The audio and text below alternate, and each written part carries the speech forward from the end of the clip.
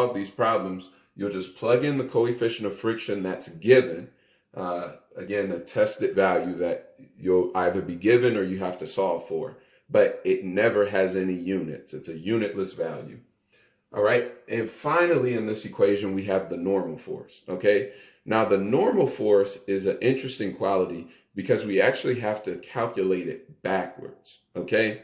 But the normal force is simply the force that the earth has to exert on you to keep you up. So because I'm on planet Earth, I have a given mass always, but I accelerate at gravity's acceleration, which is a negative 9.8 meters per second squared. It's only negative because it's pointing down, okay? Just denoting direction. Now, let's say, for example, I weigh 70 kilograms, all right? And I'm experiencing gravity's acceleration, negative 9.8 meters per second squared. My force, which is my mass times acceleration, my force is going to be equal to a negative 686 newtons, okay? Again, the negative only denotes that I'm moving down. So I calculated my force on the Earth's surface. The normal force is the force that a surface pushes back up against you. So the Earth has to push me up with 686 newtons of force in order for me not to fall through the ground.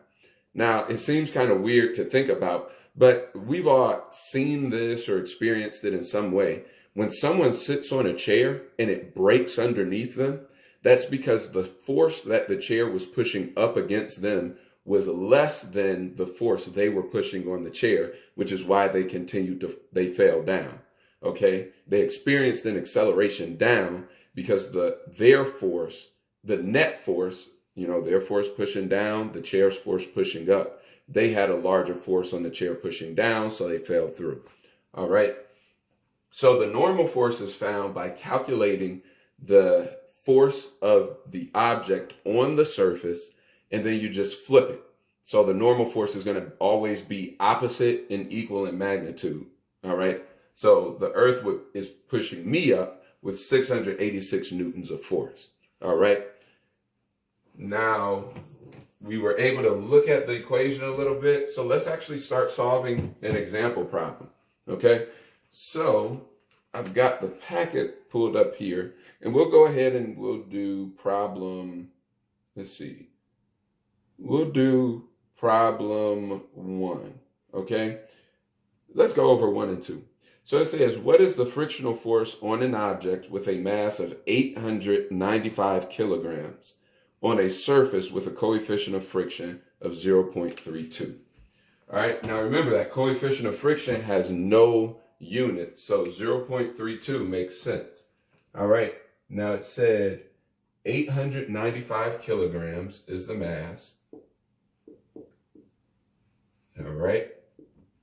And the coefficient of friction is 0.32. Okay? So, and it asked us to find the friction force. Okay? So we know we're looking for F. We know what U is. And we don't have the normal force, but we have the mass. Okay? So now this is the first clue to us. All right? They give us a mass, but they don't give us a normal force. So we have to first calculate the normal force. All right. Now remember from the example we just did, the normal force is simply whatever force the object is exerting on the Earth and just flip it around. Okay. So the first thing we need to do is calculate what is the force this object is exerting on the Earth.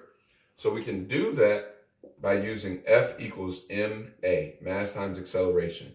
So we know that the mass of this object is 895 kilograms, all right?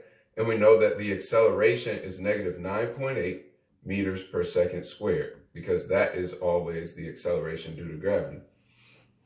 Now, if we're going to figure out the force that this object is exerting,